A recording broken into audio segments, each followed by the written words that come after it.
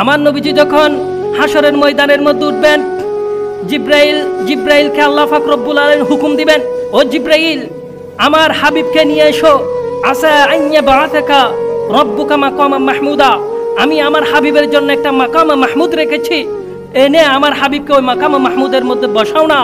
তখন জিব্রাইল আলাইহিস সালাম আল্লাহর হুকুমে আমার নবীজির রওজা মুবারকের মধ্যে চলে যাবেন, বলবেন যে ইতি হাবিবি মাকামা মাহমুদ, ও আল্লাহর হাবিব আপনি উঠেন না, আপনি উঠে আল্লাহ পাক রব্বুল আলামিন আপনাকে ডাকছে। তখন আমার নবীজি উঠবেন, ওয়াহুয়া ইয়াবকি ওয়া ইয়াকুল, হাদিসের মধ্যে রয়েছে ওয়াহুয়া ইয়াবকি ওয়া ইয়াকুল, আমার নবীজি কান্নাকাটি দিয়ে উঠবে, মুখে থাকবে চিৎকার, চোখে থাকবে পানি। তখন বলবে যে ইয়া আখি জিব্রাইল আইনা উম্মতি, সুবহানাল্লাহ বলেন না।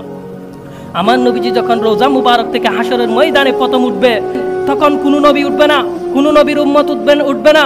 তখন আমার নবীজি উঠা মাত্র বলবে জিব্রাইল আইনা উম্মতি, আমার উম্মত কোথায়? তখন জিব্রাইল আলাইহিস সালাম বলতেছে ইয়া রাসূলুল্লাহ, এখনো পর্যন্ত কাউকে তোলা হয় নাই, আপনার উম্মত বা আসবে কোথা থেকে? সুবহানাল্লাহ বলেন না। তখন আমার নবীজি বলতেছেন ফাওয়াসালা ইলা শাফিরি জাহান্নাম, আমি উঠার আগে কি আমার উম্মতকে জাহান্নামে নিয়ে গেছে, জাহান্নামের কিনারায় নিয়ে গেছে? তখন জিব্রাইল আলাইহিস সালাম বলবে যে লা শাক্কাল আরদু আহাদা ইল্লা আনতা, হে আল্লাহর হাবিব, খোদার কসম করে বলতেছি আপনি ব্যতীত এখন কাউকে উঠা হয় না।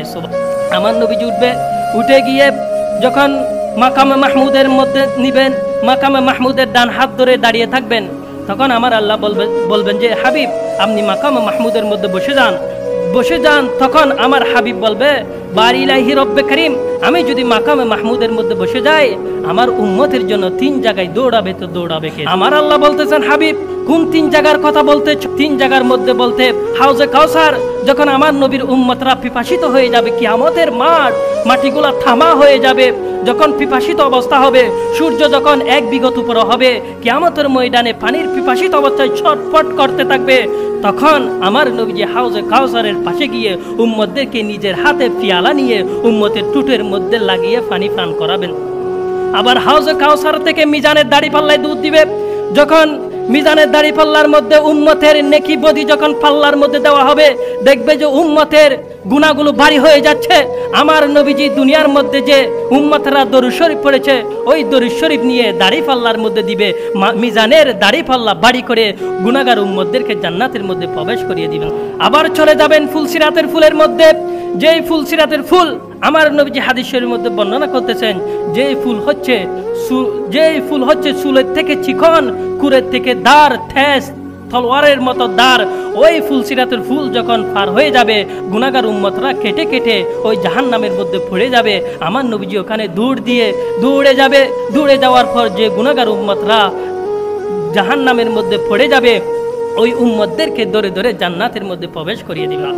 উনি হচ্ছেন এমন নবী, যখন দাঁড়িয়ে থাকবেন আমার নবীজি কান্নাকাটি শুরু করে দিবেন, হে হাবিবার রহমান, ও আমার বন্ধু, ও হাবিবুল্লাহ, আপনি কান্নাকাটি কেন করতেছেন একটু বলেন না।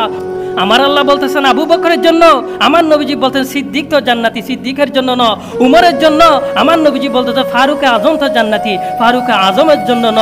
আবার আমার আল্লাহ পাক রব্বুল আলামিন বলতেছে উসমানের জন্য, তখন আমার নবীজি বল জিন নুরাইন তো জান্নাতি, জিন নুরাইনের জন্য ন। তখন আল্লাহ পাক রব্বুল আলামিন আলী রাদিয়াল্লাহু তাআলা আনহুর জন্য, আমার নবীজি বলবেন কাররামাল্লাহু শের খুদা আলী কাররামাল্লাহু ওয়াজহু তো জান্নাতি, আলী রাদিয়াল্লাহু তাআলা আনহুর জন্য ন। তখন আমার আল্লাহ পাক রব্বুল আলামিন আবার জিজ্ঞেস করবেন হাবিব কেন কাঁদতেছো একটু বলো না। মা ফাতিমার জন্য, ইমাম হাসান হোসেনের জন্য। আমার নবীজি বলবে না না, মা ফাতিমার জন্য নয়, হাসান হোসেনের জন্য নয়, কেন কান্নাকাটি করতেছ? আমার নবীজি কান্নাকাটি করে করে চোখের মধ্যে পানি ঢেলে ঢেলে বলবে যে রব্বি হাবলি উম্মতি, সুবহানাল্লাহ বলেন। লা আসআলুকা উম্মি বিনতে ফাতিমা, আজকে আমার ফাতিমাকে চাই না। ওয়ালা আসআলুকা আবি আব্দুল্লাহ, আজকে আমার বাবা আব্দুল্লাহকে চাই না। ওয়ালা আসআলুকা উম্মি, আজকে আমার মাকে চাই না। লা আবু বকর, উমর, উসমান, আলী কাউকে চাই না, আজকে আমি শুধুমাত্র চাই আমার উম্মতকে, সুবহানাল্লাহ বলেন না। উম্মতের জন্য দুনিয়ার মধ্যে তাইফের ময়দানে কত রক্ত জড়িয়েছ। তাইফের ময়দানে ছোট ছোট বালকেরা পাথর নিক্ষেপ করেছে, পিঠ থেকে রক্ত পড়েছে বৃষ্টির ফোঁটার মতো, ওইখানে উম্মতি উম্মতি বলেছ। আবার দুনিয়ার মধ্যে উহুদ ময়দানের মধ্যে দন্দন মুবারক জড়িয়েছ, ওইখানে উম্মতি উম্মতি। আবার খন্দক, হুনাইন, বিভিন্ন যুদ্ধের মধ্যে রক্ত জড়িয়েছ, ওইখানে উম্মতি উম্মতি উম্মতের জন্য 3 দিন 3 রাত পেটের মধ্যে কোনো কিছু দাও নাই, এমনকি পচা খেজুর নিয়ে, যেটা গম ওইটা খেয়েছেন, পচা খেজুরের পচাটি ফেলে দিয়েছো, আবার গমটি খেয়েছো, ভালোটি খেয়েছো। ওইখানে উম্মতি উম্মতি, পাহাড়ে পর্বতের মধ্যে সিজদা দিয়ে উম্মতি উম্মতি, এখানে উম্মতি উম্মতি। তখন আমার নবীজি বলবে, হ্যাঁ বাড়ি নাহি, আমি এখানে উম্মত ছাড়া জান্নাতে যাবে না। তখন আল্লাহ পাক রব্বুল আলামিন বলবে, জান্নাত তো সাজিয়েছি আমার নবীর জন্য। সুবহানাল্লাহ। যার জন্য সাজিয়েছি সে যদি জান্নাতে না যায়, তাহলে জান্নাত দিয়ে কি করব, কিয়ামত ঘটিয়ে কি করব?